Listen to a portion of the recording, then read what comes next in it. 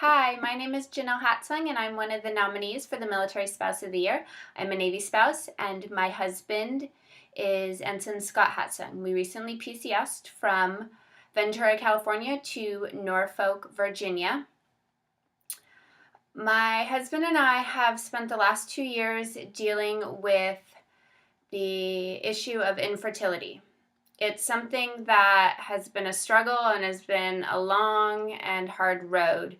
We've tried a couple of different drugs. We've been to many different doctors. I've had a couple procedures done, and we've not tried more intense procedures or treatments like IVF or IUI.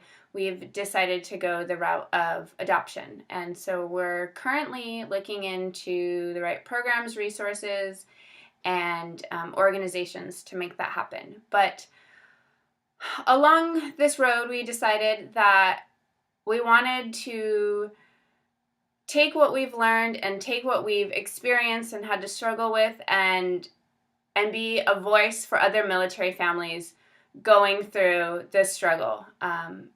Any family, any spouse, any woman that deals with infertility deals with something that is really hard to understand and is something that isn't easily talked about in the community. It's not something that others really know how to relate to.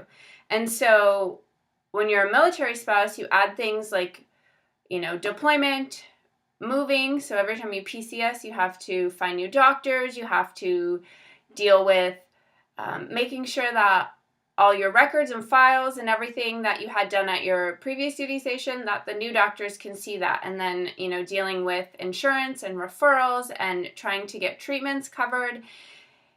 It's very daunting, and it's something that if you grew up thinking that, when the time was right, you were going to try and start a family and you were going to become a mom, and that doesn't quite go that route. And so it's something that when you're potentially 3,000 miles away from your family, it can be really hard to deal with.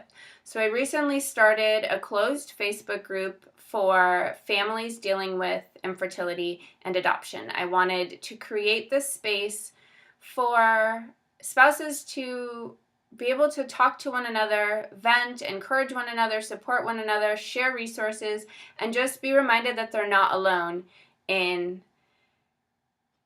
dealing with infertility. So I'm very honored to have been nominated for this award, and should I be a finalist, I would love to continue to create this support group and support environment for other military spouses, because I think just as a spouse in general, we need to remember to encourage and support and uplift one another, because being a military spouse is a very unique experience and is something that, unless you're a military spouse, you don't really understand all of it and the things that most families don't deal with on a day-to-day basis. So again, I am beyond honored to be nominated, and I would be so blessed and love it if you would vote for me. Thank you.